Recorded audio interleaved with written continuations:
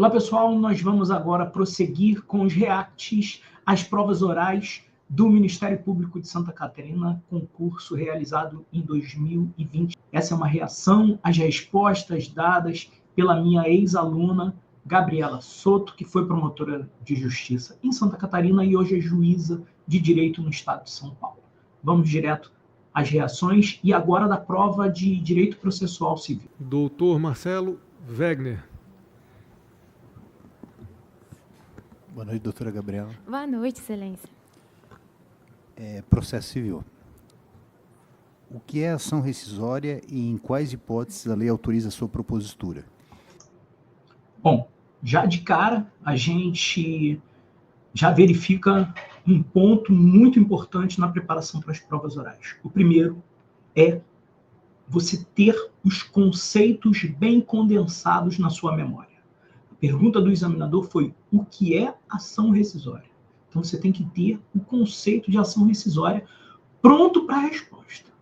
Nós preconizamos, dentro do nosso treinamento para provas orais, que você tenha repertórios de respostas prontas. Como assim, Domi? Respostas decoradas. Conceitos consagrados doutrinariamente abrem as portas das notas altas, tanto das provas discursivas quanto das provas orais. E aqui um outro ponto digno de nota. O examinador pergunta quais são as hipóteses legais, ou seja, mais uma vez, a lei seca respondendo às indagações também nas provas orais. Beleza, pessoal? Excelência, a ação rescisória é uma ação autônoma de impugnação prevista no Código Civil que tem como requisitos a necessidade de existência de uma coisa julgada. Aí, pessoal, viram que ela falou no Código Civil, isso acontece, são lapsos que acabam acontecendo. Você quer fazer referência ao Código de Processo Civil, fala Código Civil, faz referências ao Código Penal, querendo fazer alusão ao Código de Processo Penal, acontece. Ok, pessoal? E, além disso, há um requisito temporal de 2 anos. Com relação às hipóteses em que se autoriza o ajuizamento da ação rescisória, o Código de Processo Civil prevê expressamente a hipótese em que a sentença tenha sido prolatada em prevaricação, concussão ou corrupção do magistrado. Há também uma hipótese relacionada a impedimento, ao magistrado impedido.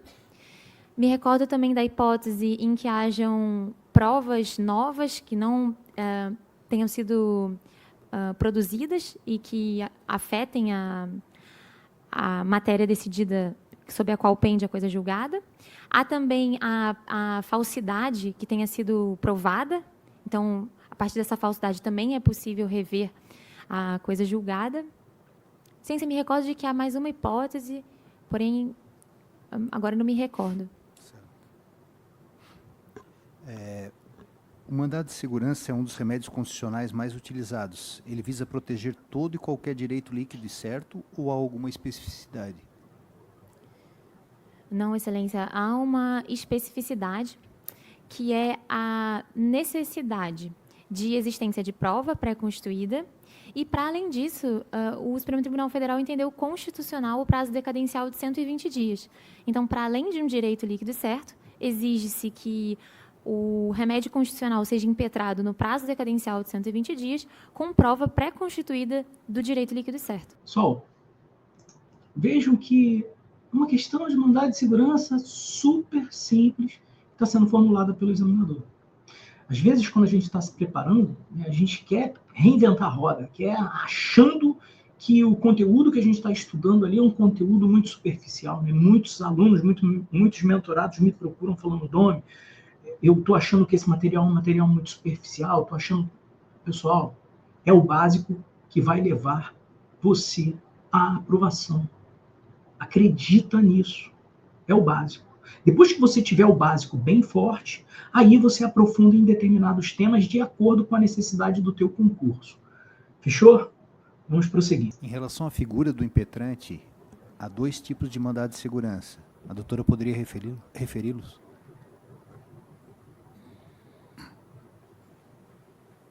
Quer que eu repita? Sim, excelência, é possível. Em relação à figura do impetrante, Há 2 tipos de mandado de segurança.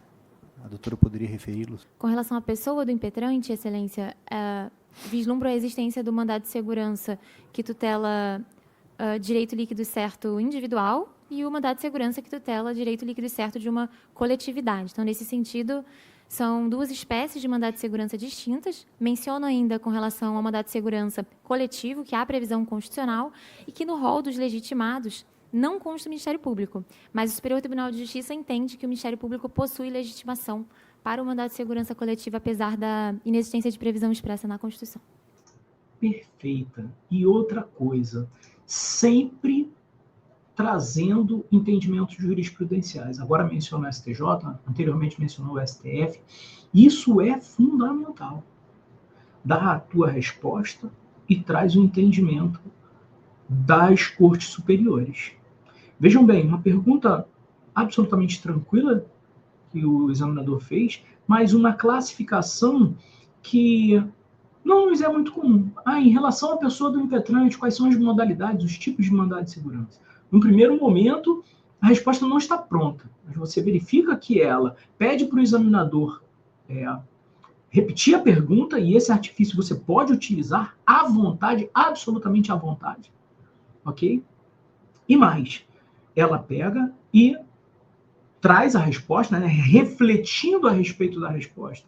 Ela traz a resposta, consegue produzir a resposta e traz o entendimento das cortes superiores. Amarrou a resposta, é 10 com louvor na resposta. Não tem mais para onde sair.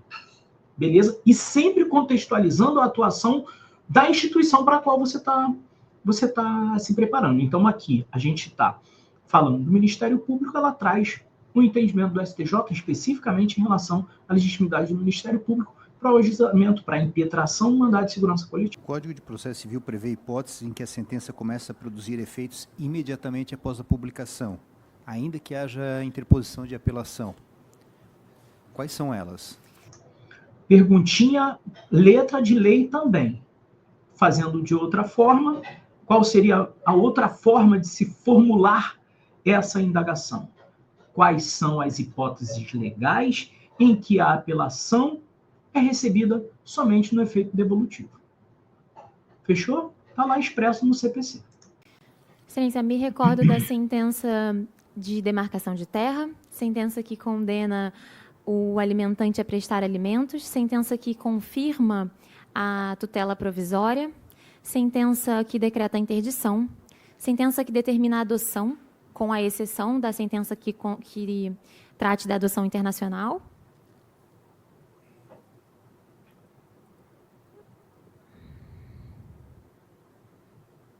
Pensando. Sim, me recordo.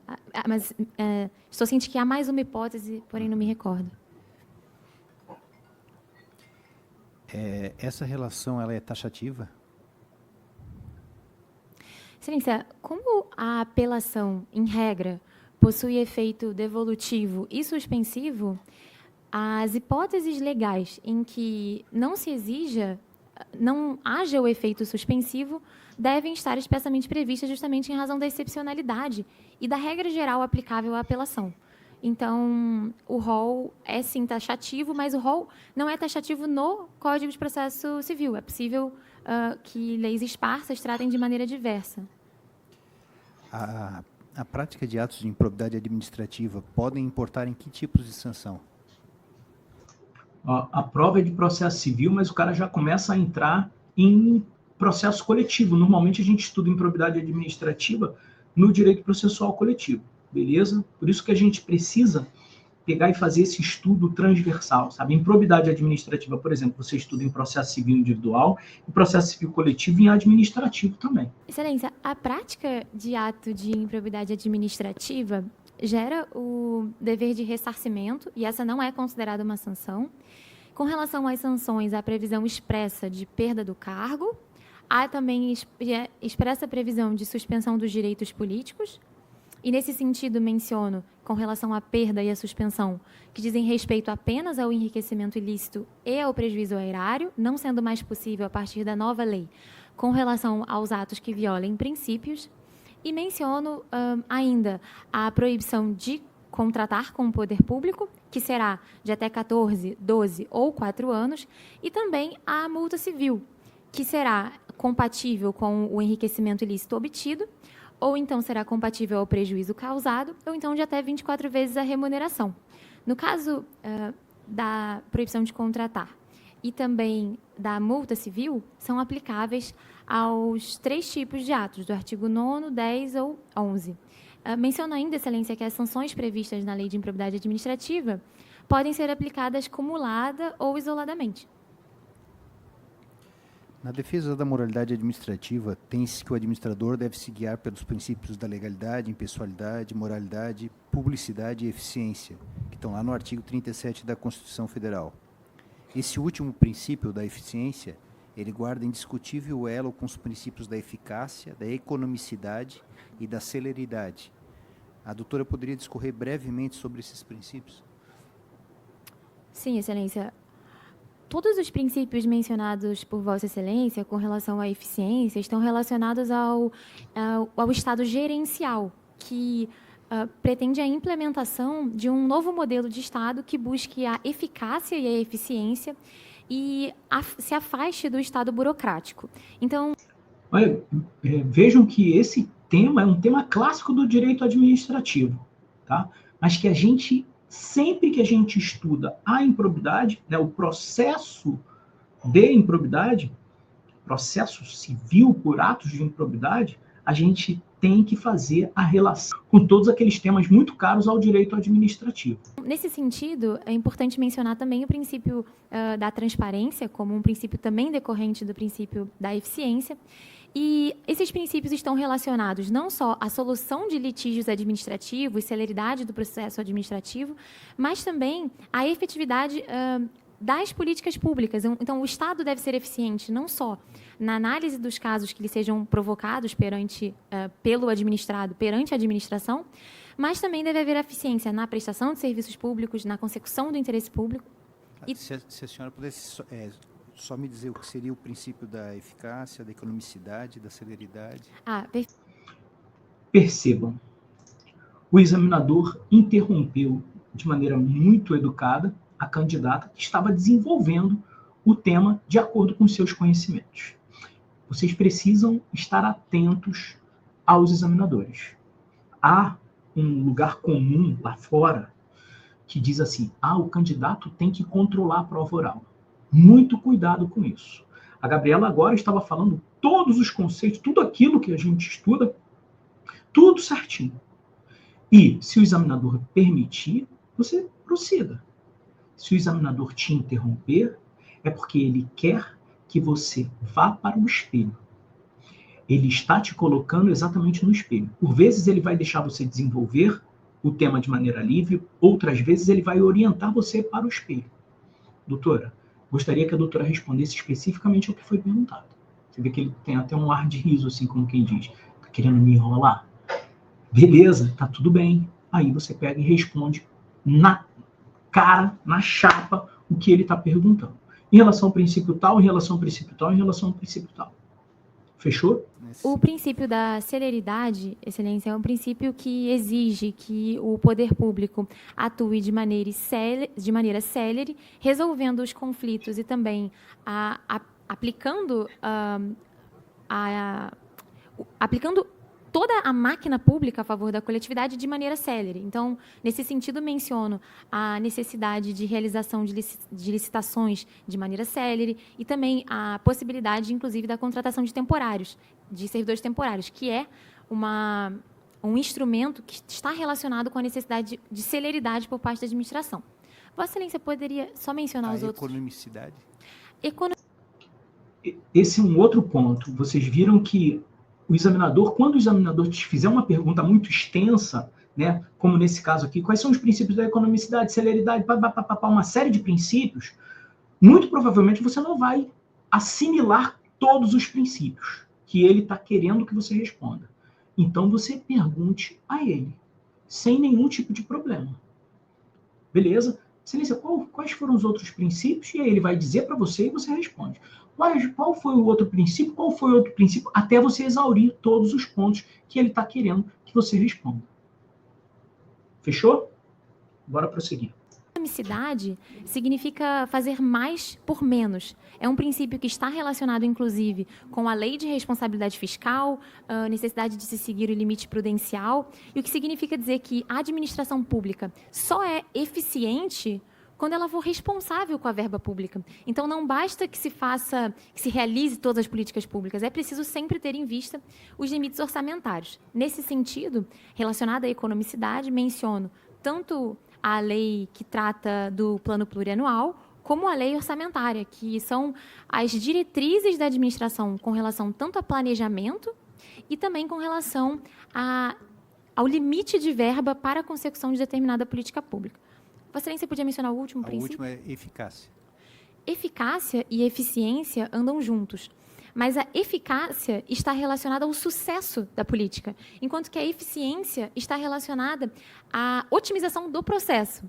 Então, o processo pode ser eficiente e, no entanto, não ser eficaz, do mesmo jeito que o processo pode ser eficaz, embora não seja eficiente. Então, a eficácia é o resultado útil do processo que seja eficiente.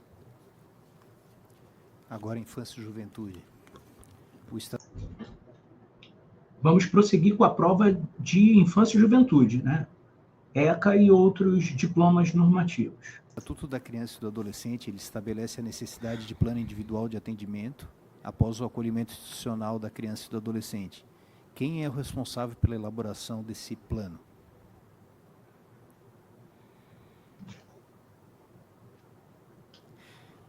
Excelência, o plano individual de atendimento é realizado por uma equipe multidisciplinar.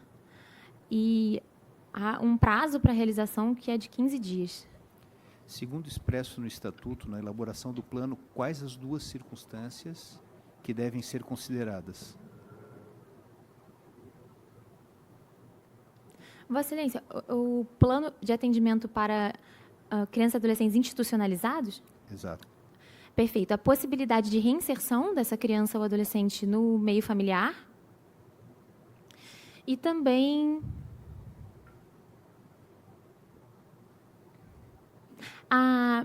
a existência ou o rompimento dos vínculos familiares. Então,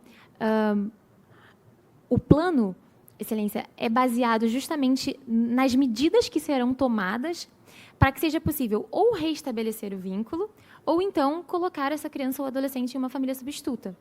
Em razão disso, então, se utiliza como base justamente a possibilidade ou não de reinserção, a gravidade da situação de risco e também a idade. A idade também é um elemento que é levado em consideração, Excelência, em razão justamente da possibilidade ou não de livre manifestação e necessidade de consideração da criança e do adolescente como indivíduos em formação. Quem deve ser intimado da sentença em procedimento de apuração de ato infracional? Excelência, se a sentença determinar a aplicação de uma medida socioeducativa, devem ser intimados o adolescente e o seu advogado e também os pais. Se a decisão não aplicar uma medida socioeducativa, basta a intimação do advogado. A quem cabe fiscalizar o processo de escolha dos membros do Conselho Tutelar? Excelência, o processo de escolha dos membros do Conselho Tutelar é realizado a cada 4 anos, inclusive há votação nesse domingo. Olha só, pessoal, olha que peculiaridade interessante, né? Ela trouxe um dado da realidade.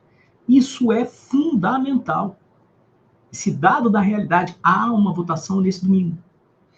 Isso demonstra para a banca que aquela pessoa ela está antenada com a sociedade a qual ela está inserida. Porque nós temos uma tendência a achar que as pessoas que passam em concurso das carreiras jurídicas, nossa, são umas potências e tal, e estão alienadas da realidade que a circunda. Não é isso. Beleza? Essa tirada da Gabi foi fantástica. Com relação aos membros do Conselho Tutelar. E a fiscalização incumbe ao Ministério Público e também ao Conselho Municipal de Direitos da Criança e do Adolescente, em razão de previsão expressa na resolução que trata especificamente do Conselho Tutelar. A candidatura é individual, por chapa ou híbrida? Excelência, a candidatura é individual, sendo vedada expressamente a candidatura por chapa. Essa não é uma previsão originária. Antigamente era possível a eleição por chapa, mas isso foi alterado para que se possibilite apenas a eleição individual. Qual o mandato do conselheiro?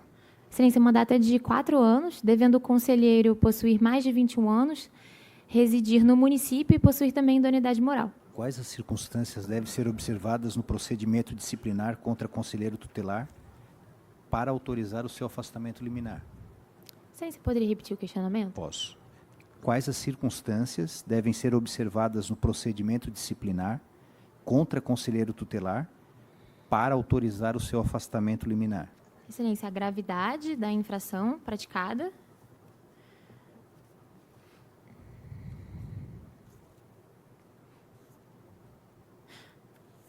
Excelência, me recordo de que no procedimento disciplinar há necessidade de se garantir o contraditório e ampla defesa pelo conselheiro, e é possível não só procedimento disciplinar, mas também uma ação de destituição. Com relação ao afastamento liminar desse conselheiro, me recordo de que essa é uma determinação para casos mais graves, em que haja uma violação mais contundente dos deveres e das obrigações do conselheiro. Me recordo, por exemplo, com relação a essas hipóteses, do caso em que o conselheiro exerce outra atividade que não exclusivamente é de conselheiro. Essa é uma hipótese que autoriza a destituição e o afastamento. As questões mais chatas, mais clássicas do direito da criança e do adolescente. No âmbito da violência doméstica e familiar contra a criança e o adolescente, a previsão expressa na lei que trata do tema de medidas protetivas de urgência que obrigam o agressor. A doutora poderia citá-las? Vossa Excelência poderia repetir o questionamento? Claro. No âmbito da violência doméstica e familiar contra a criança e adolescente, a previsão expressa na lei que trata do tema de medidas protetivas de urgência que obrigam o agressor. Perfeito, Excelência. Mais uma questão, letra de lei. Não negligenciem o estudo da letra da lei, nem nesse período de preparação para provas orais. A gente tende a ter uma cautela especial na nossa preparação, especificamente em relação às provas objetivas, mas a letra de lei nas provas orais responde a muitas indagações. Nós estamos vendo aqui prova realizada em 2023 para o Ministério Público de Santa Catarina. No ano passado, em 2024, nós tivemos a prova da magistratura de São Paulo, e uma das questões que foram indagadas expressamente dos candidatos toca aquela questão da caracterização como pessoa com deficiência, apta a abrir as portas das vagas destinadas a essas pessoas nos concursos públicos, em razão da surdez unilateral. Eu não sei se vocês se recordam, mas o STJ tinha um enunciado sumular que dizia que a pessoa que é portadora de surdez unilateral não faz jus às vagas reservadas às pessoas com deficiência nos concursos públicos. E aí, o Congresso Nacional, em dezembro de 2023,